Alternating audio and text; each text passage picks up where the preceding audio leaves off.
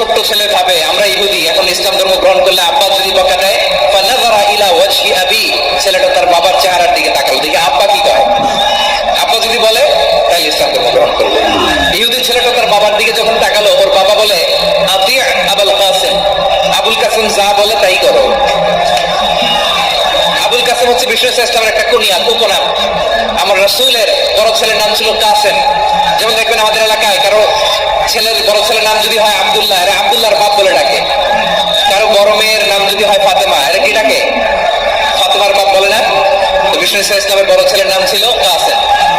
ইহুদি বাবা বললো আতি আবুল কাসেম, আবুল কাসেম যা বলে তাই শোনো, মানে মোহাম্মদ যা বলে তাই শোনো।